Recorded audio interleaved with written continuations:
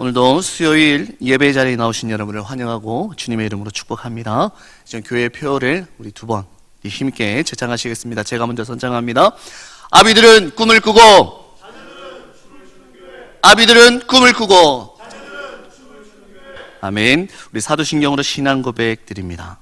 전능하사 천지를 만드신 하나님 아버지를 내가 믿사오며 그 외아들 우리 주 예수 그리스도를 믿사오니 이는 성령으로 잉태하사 동정녀 마리아에게 나시고 본디오 빌라도에게 고난을 받으사 십자가에 못 박혀 죽으시고 장사한 지 사흘 만에 죽은 자 가운데서 다시 살아나시며 하늘에 오르사 전능하신 하나님 우편에 앉아 계시다가 저리로서 산자와 죽은 자를 심판하러 오시리라. 성령을 믿사오며 거룩한 공예와 성도가 서로 교통하는 것과 죄를 사하여 주시는 것과 몸이 다시 사는 것과 영원히 사는 것을 믿사옵나이다. 아멘.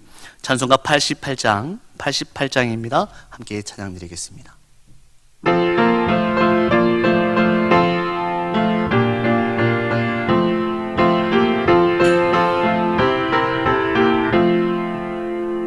내 진정 사모하는 친구가 되시는 구주 예수님은 아름다워라.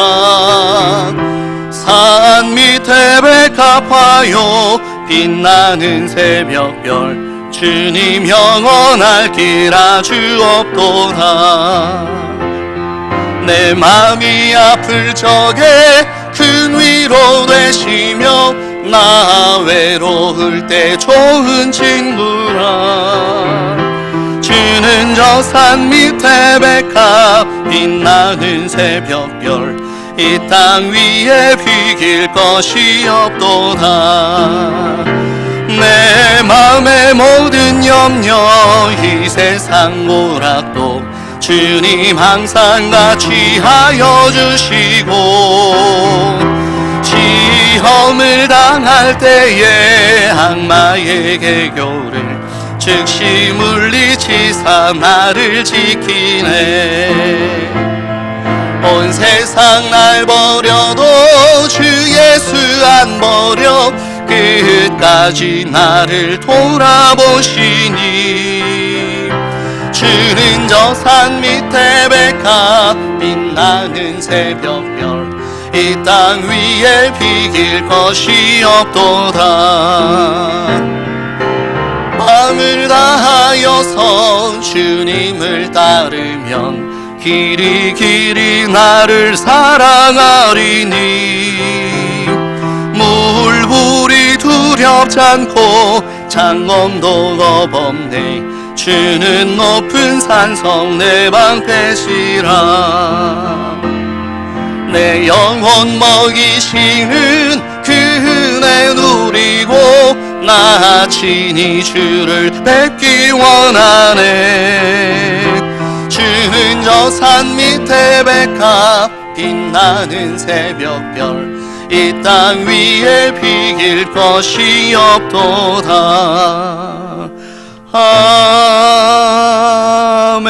아멘. 교회 소식 몇 가지 드리겠습니다. 주일 예배 안내입니다. 오는 주일 1부 예배는 오전 9시입니다. 3교구부터 시작이 되겠습니다. 지난 주일이 4교구부터 시작했으니까요. 이번 주일은 3교구부터 시작하고요. 2부는 4교구입니다. 3부 예배는 1교구, 4부 예배는 2교구, 5부 예배는 1, 2 청년부 이렇게 예배를 드리겠습니다. 우리 착오 없이 예배에 참석해 주시기를 바랍니다. 주중 예배 안내를 드리도록 합니다. 새벽 기도회는 월요일부터 금요일까지 새벽 5시 이렇게 진행이 되겠습니다. 주일 예배는 당분간 없습니다. 수예배 광고입니다. 지금까지 영상 예배로 우리 잘 드려왔는데요. 다음 주일 13일 다음 주 수요일부터는 본당에서 우리 정상적으로 예배가 진행되도록 하겠습니다. 많이 오셔서 하나님께 예배하는 귀한 시간 되기를 소원합니다. 온라인 헌금 안내입니다. 우리 주보에 나가고 광고에 여러 번 나가는 것처럼 우리 계좌 잘 확인하셔서 우리 헌금해 주시기를 부탁드립니다. 광고 이상입니다. 찬송가 250장 함께 찬양 드리겠습니다.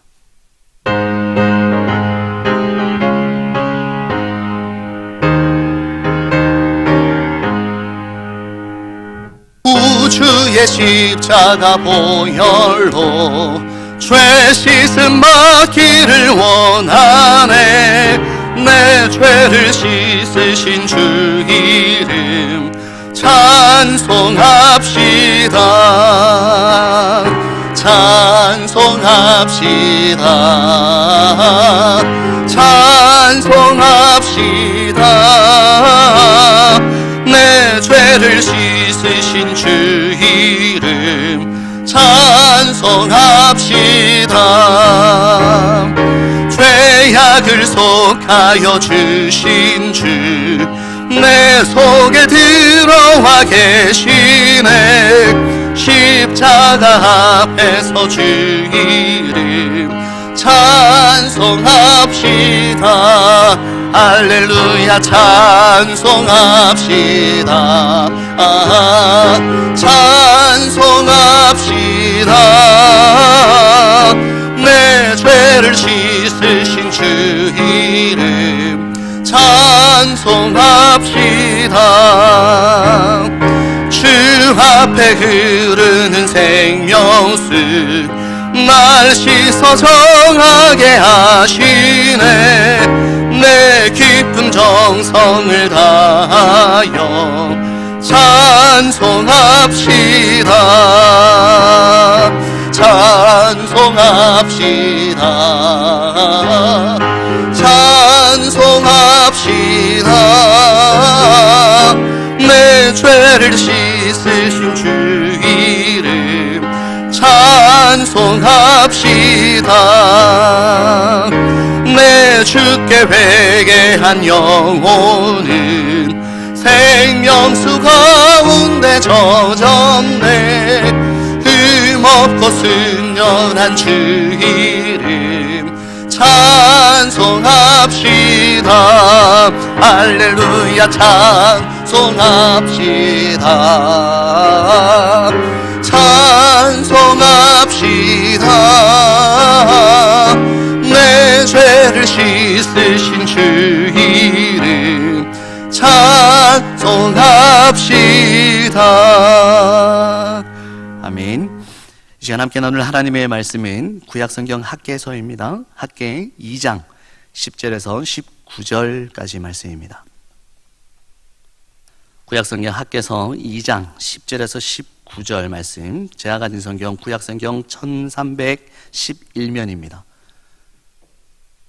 구약성경 1311면 학개서 2장 10절에서 19절 말씀입니다.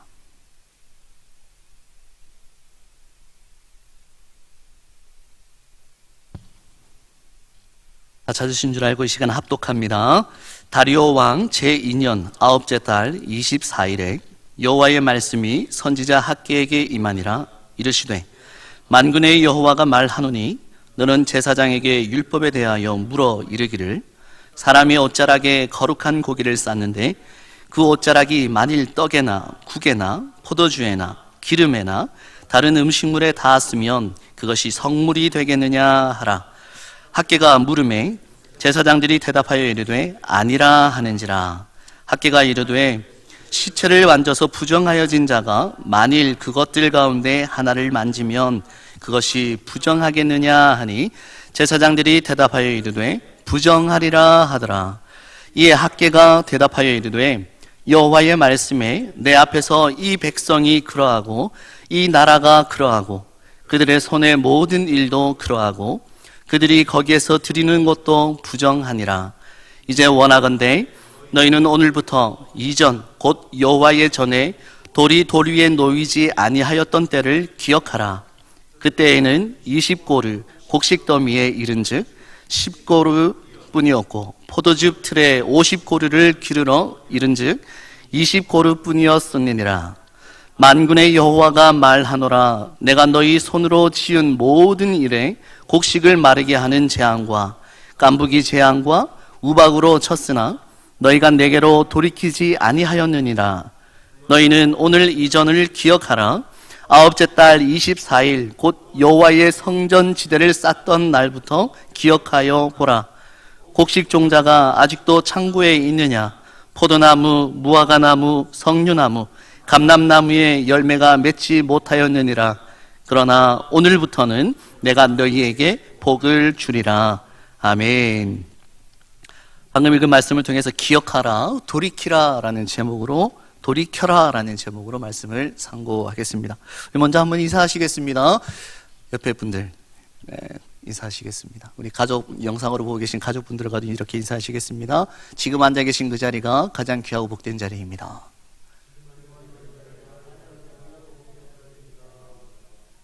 한 번 더 인사하시겠습니다. 주님의 이름으로 사랑하고 축복합니다. 감사합니다.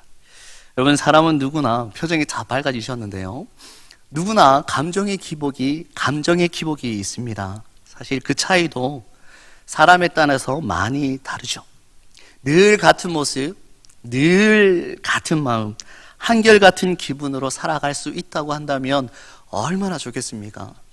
그런데 제가 오늘 운전하면서 오다가 찬양을 하면서 사실 시작을 했습니다. 출발을 했는데 갑자기 앞으로 차가 확 들어오는 순간이 있었습니다. 아찔한 순간이었습니다. 그때 제 입을 통해서 흘러나오던 찬양은요, 순간적으로 사라지고 어디로 갔는지 멈춰버리고 제 입을 통해서 나왔던 말, 요건 안 했습니다. 거기까지. 이런 감정이 순간순간 변하는 그런 모습이 오늘 우리의 모습인 것 같습니다. 방금 기분 좋아서 막 웃고 떠들며 즐거워하다가도 좋지 못한 일이 일어났을 때 금방 기분이 바뀌고 막 웃던 이 표정이 이렇게 찌그러져 버리는 그런 것이 사람의 감정이더라라는 겁니다. 일상의 삶의 모습이 그렇다고 한다면 우리의 신앙의 모습은 어떨까요? 신앙에서도 마찬가지가 아닐까 생각합니다. 은혜에 푹 빠져 살아갈 때에는 정말 주님의 주자만 들어도 내 눈에 눈물이 흘러내립니다. 감당하지 못할 눈물이. 어떤 말씀을 들어도, 어떤 말씀을 묵상하여도 은혜의 감동이 물결칩니다. 누구를 보더라도, 누구를 만나더라도 정말 사랑스럽습니다. 기쁜 마음으로, 감사하는 마음으로 즐겁게 섬깁니다. 정말 힘들고 도저히 견디기 힘든 그런 상황 속에서도 웃습니다. 견디려고 했습니다. 그런데요, 이런 성도도 한순간 영적인 침체에 빠질 수 있다라는 겁니다. 그 이유가 사람마다 다 다르겠죠. 환경마다 다 다르겠지만 결론은 침체에 빠질 때가 있더라, 아니요, 많더라라는 겁니다. 특별한 것이 아니라 누구에게나 일어날 수 있는 일이다라는 거죠. 그렇지만 이것을 어떻게 받아들이고 어떻게 반응하느냐에 따라서 신앙의 성숙이 있느냐, 아니면 낙심하고 낭망하느냐의 결과로 달라지는 것입니다. 우리에게 중요한 것은 영적인 침체가 왔을 그때입니다. 그때 우리가 어떻게 반응하느냐입니다. 오늘 본문 학개서는요, 이처럼 영적인 침체에 빠져 있을 그때에 여러분 꼭 묵상해 봐야 할 말씀인 것 같습니다. 침체에 빠진 상황이 자유든지 타의이든지, 어쩌면 요즘과 같이 우리가 정말 어떻게 하지 못할 그런 상황 속에서 그 환경에 순응해버리거나 아니면 지치고 치여서 마땅히 감당해야 할 경건의 삶을 다 하지 못하고 있을 그때, 이러한 영적인 침체를 이겨내기 위해서 오늘 본문의 말씀을 우리는 더 붙들어야 할 것 같습니다. 아주 오래전에 정말 특별한 상황 속에서 주어진 말씀입니다. 하지만 이 말씀의 가치는요, 지금 2020년을 살아가고 있는 지금 우리에게도 여전히 동일합니다. 본문의 배경은 이렇습니다. 선지자 학개, 이 학개의 선지자의 활동이 있기 한 18년 전에 바사왕, 그러니까 페르시아의 왕 고레스가 유대인들을 그들의 나라로 돌아가게 해줍니다. 고레스 칙령이라는 말을 아마 들어보셨을 겁니다. 돌아가서 그들의 성전을 다시 건축할 수 있도록 허용해 줍니다. 그렇게 돌아온 백성들은 성전 건축을 시작하게 됩니다. 하지만 주변의 이웃나라, 그러니까 이방 족속들의 격렬한 반대에 부딪히게 됩니다. 예루살렘이 회복되어지는 것, 하나님의 백성 이스라엘이 다시 회복되어지는 것이 그들은 싫었습니다. 두렵기도 했고요, 또 지금까지 그들이 누리고 있던 그 기득권을 포기하고 싶지 않았기 때문입니다. 그 반대로 인해서 2년 만에 재건축 공사는 중단되어집니다. 그렇게 해서 성전 공사를 중단하게 되고 지금까지 14년의 시간이 흘러버렸습니다. 그 시간이 흐른 후에 마침내 학계 선지자가 이제 다시 성전 건축을 해야 한다라고 독려하는 것으로서 학계서는 시작이 됩니다. 그 내용이 학계서 1장 1절부터 시작이 되어지죠. 다시 말씀드리자면 바벨론에 의한 포로 생활에서 예루살렘으로 돌아온 지 대략적으로 17년 정도가 지난 때입니다. 포로의 삶에서 고향 땅에 돌아와 사실 여전히 힘들고 어려운 상황이지만 그래도 제법 여유 있는 삶을 산 것 같습니다. 때문에 그들은 하나님의 백성으로서 하나님을 예배하는 자로서의 마땅히 성전을 다시 건축해야 했습니다. 하지만 백성들은 거기에는 전혀 관심이 없습니다. 물론 타의에 의해서 벌어진 일이라고 하지만 그저 지금은 자신들의 생존에만 관심이 있을 뿐이죠. 그런 그들의 핑계는 1장 2절에 보시면 잘 나타납니다. 1장 2절을 같이 한번 보시겠습니다. 앞으로 잠깐 넘어가셔서 1장 2절을 한번 보시겠습니다. 만군의 여호와가 이같이 말하여 이르노라. 이 백성이 말하기를 여호와의 전을 건축할 시기가 이르지 아니하였다 하느니라. 어떻게 말씀하고 있습니까? 그들의 핑계는 여호와의 전을 건축할 시기가 이르지 아니하였다. 자신들이 성전 건축을 하지 않는 것, 그 일에 대해서 계속해서 이런 핑계를 대고 있습니다. 그리고 이것이 왜 핑계인지를 4절에 가보시면 알 수 있는데요. 4절을 같이 한번 보시겠습니다. 이 성전이 황폐하였거늘 너희가 이때에 판벽한 집에 거주하는 것이 옳으냐. 학계 선지자의 질책이죠. 성전이 무너져 있든지 어떻게 되었든지 상관없이 그들은 자신들의 편의를 위해서 판벽한 집, 판벽의 의미가 지붕, 덮개, 패널 이런 의미인데요. 쉽게 이해할 수 있는 말로 바꾸면 호화로운 장식으로 집을 잘 꾸며서 살았다라는 의미입니다. 성전은 무너져 있는데 자신들은 잘 살고 있었다 이 말입니다. 이 말씀은 자신들의 안위에만 몰두해서 하나님의 백성으로서는 마땅히 해야 할 무너져 있는 성전을 건축하는 일, 그 하나님의 일에 대해서는 뒷전이었던 이스라엘 백성들을 칭찬하고 있는 걸까요? 질책하는 걸까요? 질책하고 있는 말씀입니다. 하나님은 그들에게 마땅한 벌을 내리십니다. 조금만 내려오셔서 10절을 같이 한번 보시겠습니다. 10절입니다.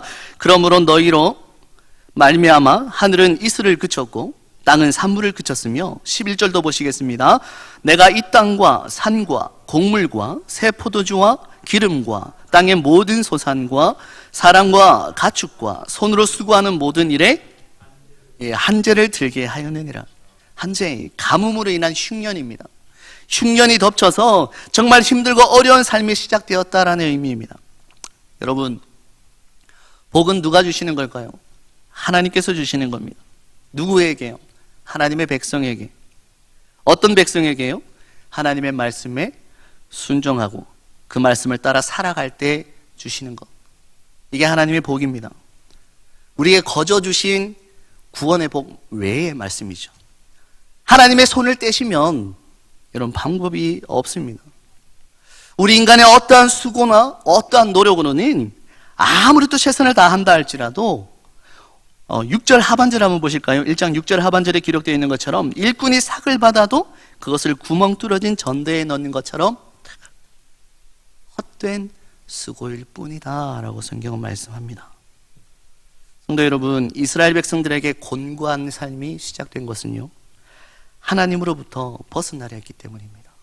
하나님 안이 아니라 하나님 밖에서 살고자 했기 때문이었습니다. 그들은 하나님의 기대에 어긋나는 삶을 살았습니다. 이스라엘 백성의 상태에 대한 하나님께서 진단하시는 내용을 성경에 보시면 나타나 있는데요, 학계 선지자를 통해서 하나님은 말씀으로 우리에게 보여주십니다. 이 진단은 오늘 본문인 12절에 잘 나타나고 있습니다.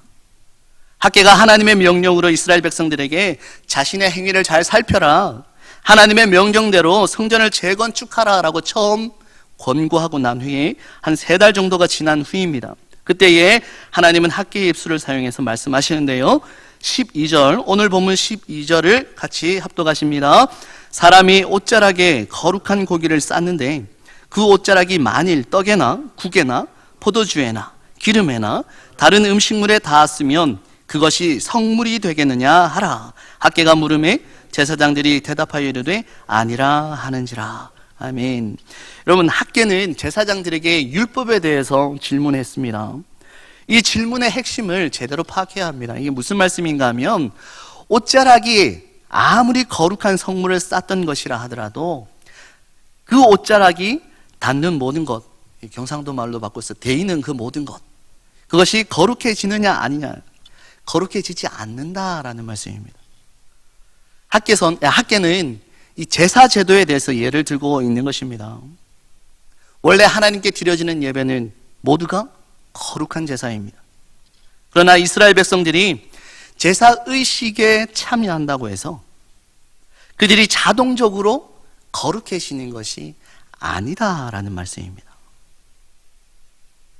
하나님께서 왜 학개 선지자의 입술을 통해서 이런 말씀을 하셨을까 생각해 봐야 할 것입니다. 이것은 이스라엘 백성들이 그저 의식적으로만, 외형적으로만, 형식적으로만 제사에 참석하고 그 삶에는 전혀 변화가 없는 것을 두고 하나님께서 그 입술을 빌려서 꾸짖고 계십니다. 여러분, 우리도 마찬가지 아니겠습니까? 오늘날 많은 예배가 있습니다. 물론 상황이 특별한 상황을 살아가고 있어서 예배하고 싶어도 예배 자리를 못 나오고 있지만, 어쨌든 주일 예배, 수요 예배, 또 금요 기도회, 새벽 기도회 매일매일 성례식도 있고요. 이처럼 많은 예배와 예배 의식이 있습니다. 그 모든 예배는 분명히 하나님 앞에 거룩한 것입니다. 하지만 그 예배 자리에 참석했다고 해서 자동적으로 거룩한 하나님의 백성이 되는가? 그것이 아니라라는 거죠. 예배에 참석하는 것, 예배에 참석하는 사람, 하나님의 백성이라면 예배에서뿐만 아니라 일상으로 돌아가서 보여지는 그의 삶의 변화까지도 하나님은 요구하고 계신다라는 겁니다. 이것이 하나님의 마음입니다. 우리가 알고 믿는 하나님은 형식적이고 그저 습관적인 행동들에 의해서 행해지는 그런 진정성 없는 행동에 대해서 경고하고 계신 것입니다. 피곤하고 힘들어도 누워서 자고 싶지만 이제 회복되어질 그 예배를 사모하는 마음으로 교회 자리에 나올 때에, 예배 자리에 나올 때에 정말 뜨거운 마음으로, 진정한 회개와 감사하는 마음으로, 정말 기쁜 마음으로 모든 것을 다해 살아계신 하나님께만 예배하기를 원하시는 것, 이것이 하나님의 마음입니다.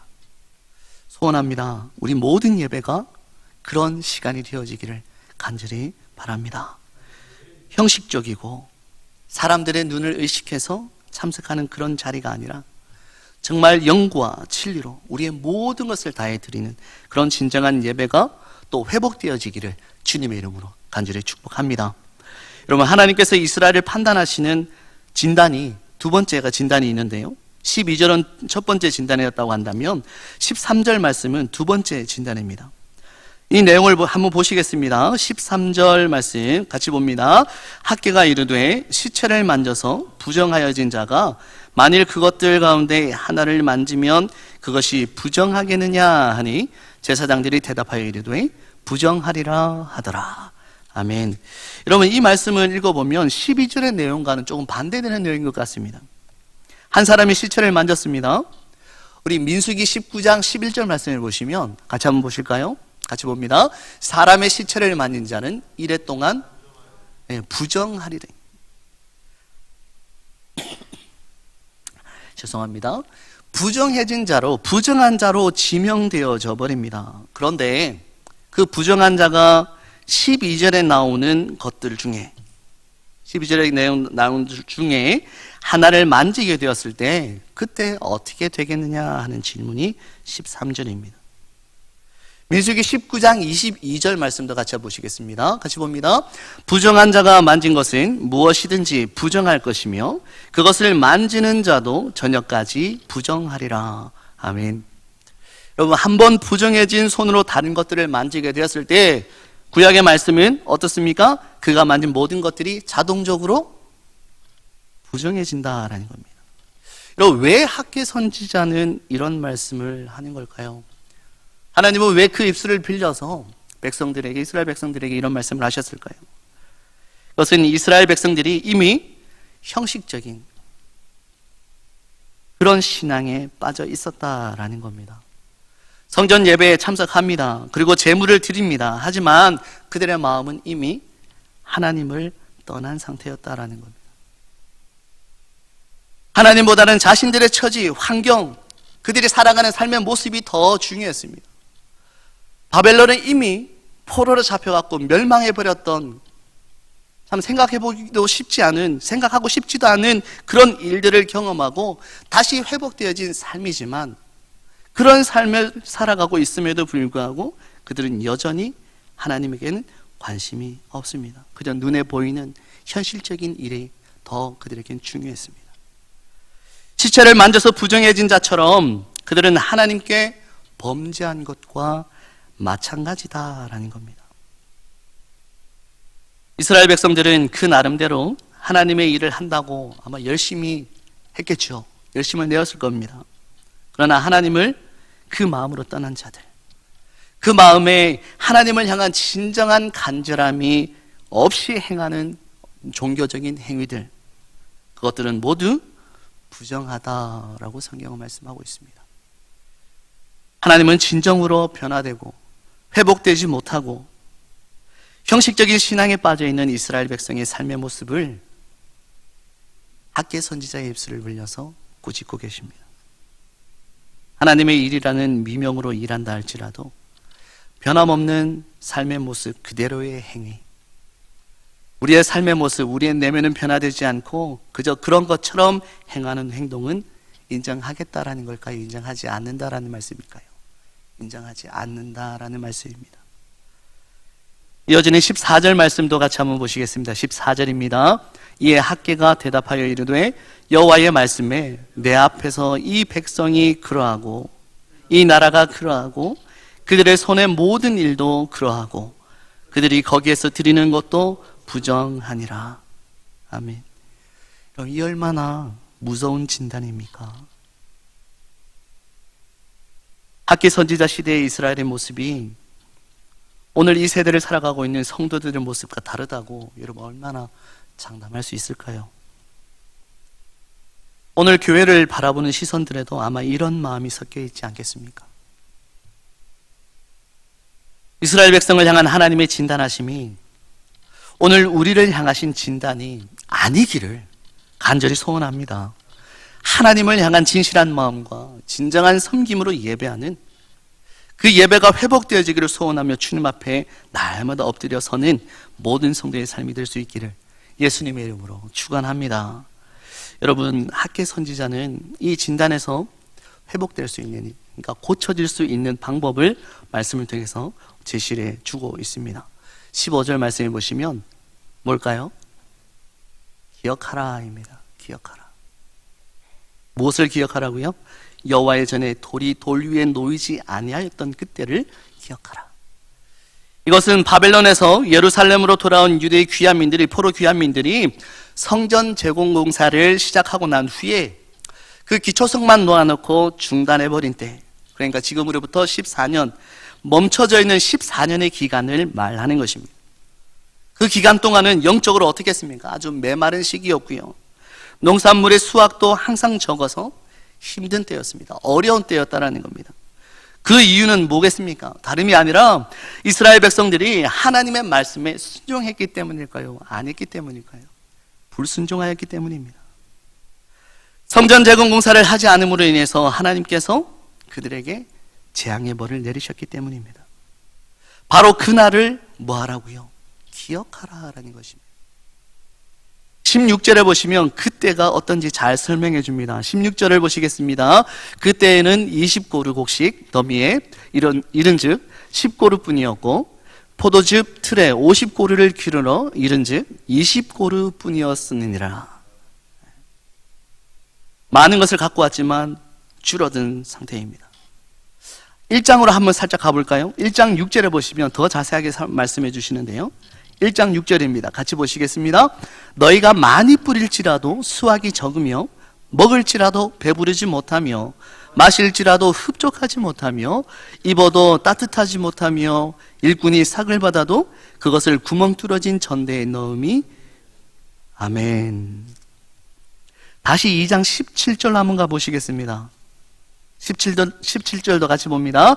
만군의 여호와가 말하노라 내가 너희 손으로 지은 모든 일에 곡식을 마르게 하는 재앙과 깐부기 재앙과 우박을 쳤으나 너희가 내게로 돌이키지 아니하였느니라. 다시 한번 1장으로 가보시겠습니다. 1장 11절 말씀도 같이 보시겠습니다. 내가 이 땅과 산과 곡물과 새 포도주와 기름과 땅의 모든 소산과 사람과 가축과 손으로 수고하는 모든 일에 한제를 들게 하였느니라. 그렇게 했음에도 불구하고 너희는 내게로 돌이키지 아니하였다. 그래서 하나님은 심판하셨습니다. 하나님께서는 이스라엘 백성이 정말 진정으로 회개하고 하나님 앞으로 돌아서도록 하기 위해서 지켜만 보고 계셨던 것이 아니라 그들에게 실패와 실망과 시련과 고통을 주셨다라는 겁니다. 여러분, 그렇다면 우리 인생을 살아갈 때 일어나는 모든 어려움을 두고 우리는 어떻게 해석해야 하겠습니까? 어떻게 해석해야 할까요? 여러분, 다 그런 것은 아니지만 우리에게 닥친 그 어려움, 그 고통은 우리의 잘못에 대한 징계이기도 합니다. 때로는 우리의 회개를 이끌어내기 위한 경고로 주실 때도 있습니다. 분명한 것은 우리의 신앙이, 주님을 향한 갈망이 어디에서 잘못되었는지 살피라라는 겁니다. 그 징계를 통하여서 스스로 돌이키고 기억하여서 자신을 비판적으로 바라볼 수 있는 신앙의 눈을 가지라라는 겁니다. 너 잘하고 있어, 잘하고 있어, 잘하고 있어 칭찬하는 거 좋습니다. 긍정의 마인드 참 좋아요. 그러나 우리의 현실을 직시할 수 있는 신앙의 눈이 있어야 된다는 겁니다. 영적으로 성숙하면 할수록 나 자신을 하나님의 말씀에 비추어서 바라보고 객관적으로 바라볼 수 있어야 한다는 겁니다. 이것은 신앙인에게 절대적으로 필요한 것입니다. 믿음으로 살아갈 때에 내가 말씀에 비추어 하나님 앞에서 내 현실적인 모습이 어떤지 좀 계속해서 봐야 된다는 겁니다. 누구의 입장에서요? 하나님의 시선에서 하나님이 보시기에 날마다 살펴보고 돌이켜야 합니다. 오늘 본문의 말씀처럼 하나님의 때에 하나님께서 어떻게 역사해 오셨는지 돌아보고 기억해야 한다는 겁니다. 그래서 지금 내 신앙이 바른 길을 걸어가고 있는지 아닌지 살펴보는 것, 이것이 믿음으로 살아간다라고 고백하는 성도가 마땅히 해야 할 일들입니다. 한번 보십시오. 이 기억하라는 말은요 18절을 통해서 계속해서 우리에게 반복하고 있습니다. 너희는 오늘 이전을 기억하라. 아홉째 달 24일 곧 여호와의 성전 지대를 쌓던 날부터 기억하여 보라. 기억하라. 기억하라. 기억하여 보라. 자신을 냉철하게 되돌아보라는 것이죠. 내가 지금 어디에 있는지, 어디로 가고 있는지 하나님의 역사하심을 통해서 계속해서 돌아보고 기억하고 살펴보라라는 것입니다. 그런데 여러분, 우리에게 있어서 진짜 문제는요, 내 문제가, 자신의 문제가 무엇인지 알지 못하는 것에 있습니다. 이스라엘 백성들도 같은 문제에 빠져 있었습니다. 자신들에 대해서 전혀 몰랐습니다. 그래서 하나님은 학개 선지자를 통해서 그들의 과거를 돌아보게 하시고 기억하게 하여서 하나님께로 진정한 신앙의 길로 다시 돌이키라고 경고하고 계신 것입니다. 우리는 날마다 하나님 앞에 서는 훈련을 해야 합니다. 코람데오 주 앞에서, 하나님 앞에서 겸손히 주님 앞에 서서 그 뜻을 구하고 아랠 때에 우리의 진짜 현실을 바라볼 수 있습니다. 그래야만 하나님 앞에 진정으로 엎드려서 회개의 눈물을 흘리고 죄악된 길에서 돌이킬 수 있다라는 겁니다. 여러분, 우리의 삶을 돌아보고 우리는 날마다 기억해야 합니다. 그리고 돌이켜야 합니다. 이러한 결단의 행동이 있을 때에 하나님의 약속의 복이 회복된다라는 겁니다. 여러분, 하나님은 우리가 힘들어하기를 원하시는 분이 절대 아니십니다. 우리가 고통받기를 원하시는 분이 아니다라는 겁니다. 심판이 목적이 아니라는 말씀입니다. 심판하기 위한 목적이 아니라 오늘 학개 선지자를 통해서 이스라엘이 뭐 하기를 원하실까요? 돌아서기를, 돌이키기를 원하시는 그 마음이 하나님의 마음이고, 그 하나님의 마음은 그들에게 약속하신 복을 회복시켜 주시기 위한 것이다라는 겁니다. 19절 하반절을 같이 한번 보시겠습니다. 그러나부터요. 그러나 오늘부터는 내가 너희에게 복을 주리라. 할렐루야. 여러분, 참 복이 얼마나 좋습니까? 복 싫어하는 사람이 있겠습니까? 하나님은 우리에게 고통을 주기를 원하시는 분이 아니고 아픔을 주기를 원하시는 분이 아니라 복 주시기를 원하시는 분이십니다. 믿으시기 바랍니다. 그런데 기억하십시오. 하나님의 복은요, 아무런 원칙 없이 그냥 막 부어주시는 것이 아닙니다. 구원은 맞습니다. 공짜입니다. 거저주시는 은혜입니다. 은혜의 선물이죠. 그러나 우리에게 일상의 복은요, 다르다라는 겁니다. 지나온 삶을 돌아보고 그 가운데 함께 하셨던 하나님의 역사를 기억하고 돌이켜서 회복된 하나님의 백성다워야 한다라는 겁니다. 기쁨으로 사랑하고 하나님께서 우리에게 주신 말씀 그대로 그 뜻대로 순종해야 합니다. 이것이 복받는 비결입니다. 여러분, 복받기를 원하십니까? 말씀 앞에 서십시오. 말씀을 보고 기억하시고 돌이키셔야 합니다.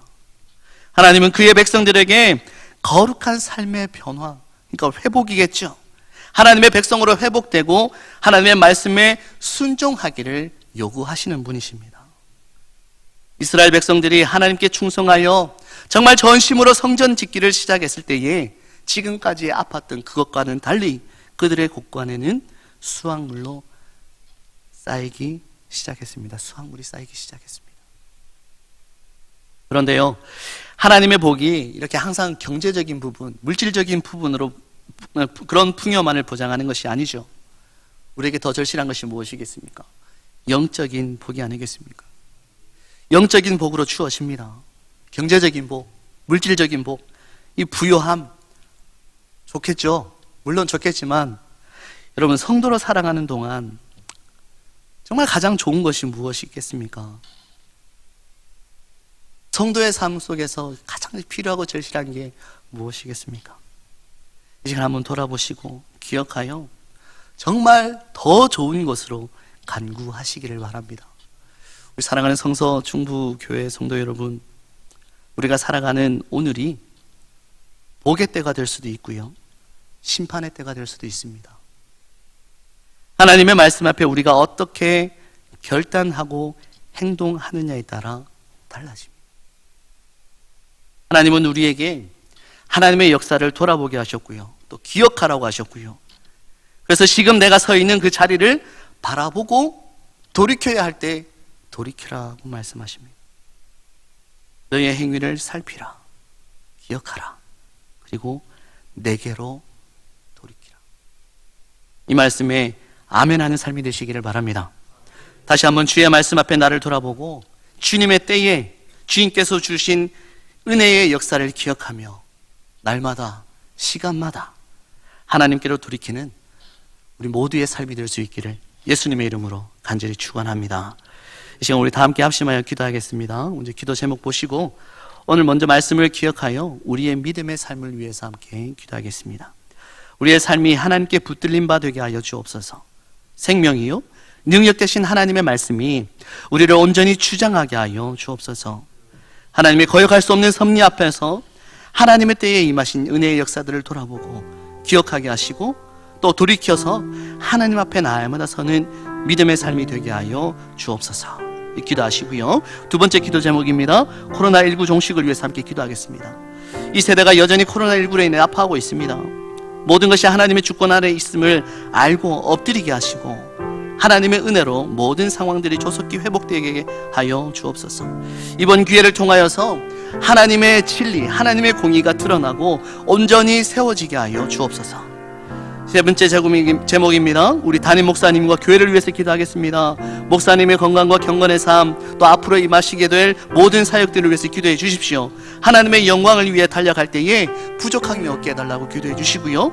모든 예배가 회복되어지고 특별히 믿음의 다음 세대인 모든 교육부서가 우리 친구들이 은혜 안에서 바로 세워지고 말씀 안에서 굳건히 서며 믿음으로 성장하게 하여 주옵소서. 모든 성도의 가정과 삶이 그 환경을 주님께서 지켜주시고 주님께서 보호하여 주옵소서. 우리의 믿음의 삶을 위하여, 코로나19 종식을 위하여, 담임 목사님과 교회를 위하여 우리 주님 간절히 부르시며 함께 기도하시겠습니다. 주여,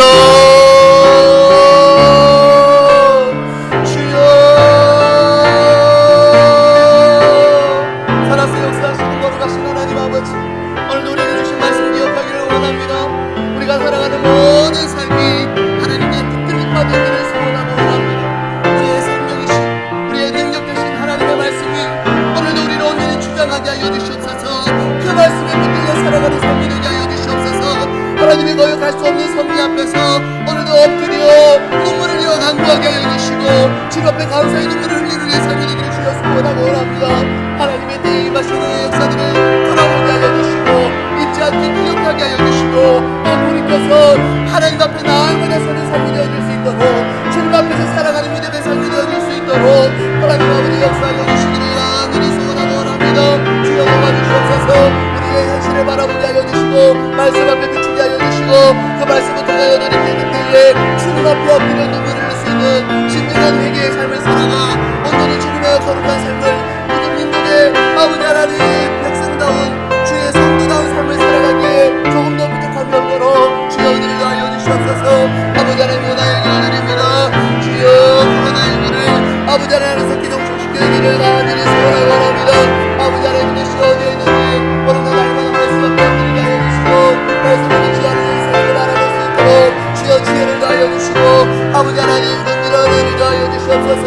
이 세대가 여전히 코로나19로 인하여 힘들고 아파하는 상황입니다. 모든 것이 하나님의 주권 아래 있음을 알고 엎드리는 기회가 되게 하여 주시옵소서. 하나님의 은혜로 모든 상황들이 조속히 회복되어질 수 있도록 주여 긍휼의 은혜를 더하여 주시옵소서.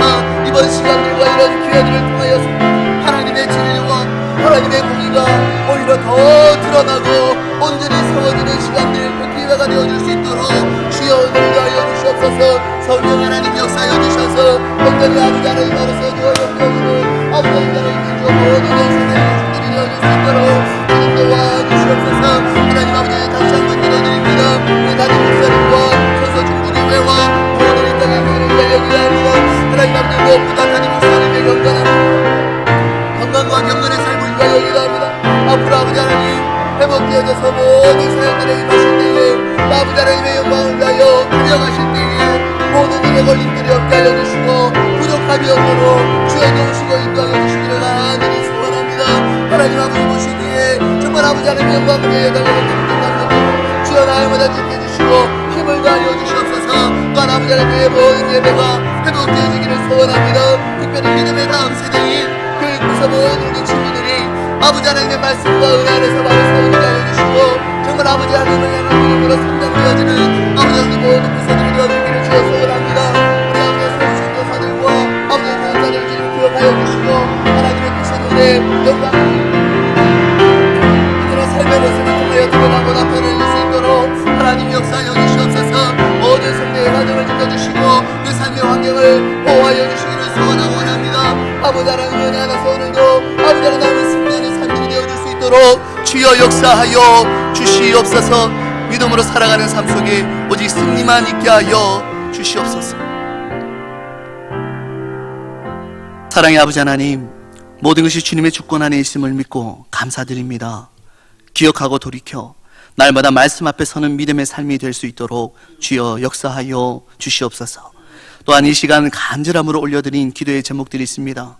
주여 들으시고 응답해 주실 줄 믿습니다. 오직 주님의 뜻대로 응답하여 주시옵소서.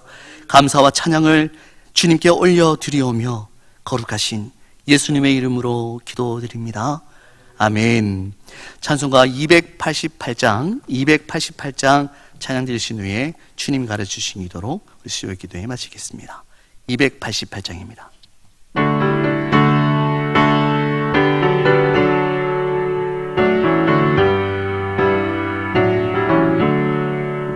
예수를 나의 구주 삼고 성령과 피로써 거듭나니 이 세상에서 내 영혼이 하늘의 영광 누리도다.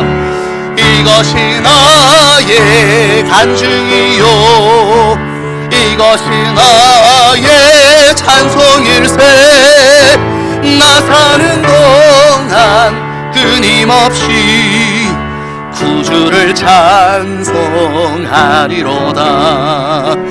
온전히 주께 맡긴 내 영 사랑의 음성을 듣는 중에 천사들 왕래하는 것과 하늘의 영광 보리로다. 이것이 나의 간증이요 이것이 나의 찬송일세. 나 사는 동안 끊임없이 구주를 찬송하리로다. 주 안의 기쁨 누림으로 마음의 풍랑이 잔잔하니 세상과 나는 간 곳 없고 구속한 실만 보이도다. 아멘. 이것이 나의 간증이요 이것이 나의 찬송일세. 나 사는 동안 끊임없이 구주를 찬송하리로다.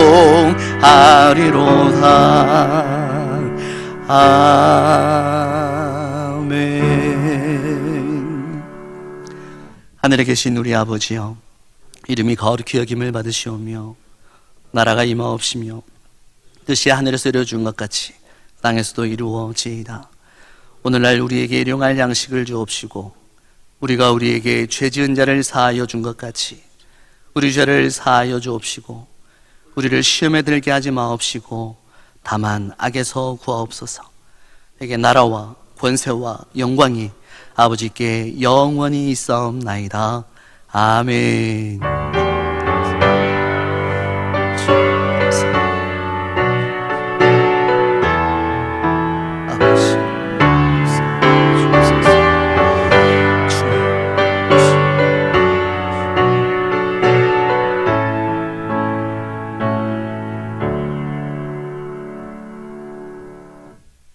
예배를 마쳤습니다. 우리 주 안에서 승리하는 삶이 되시기를 바랍니다.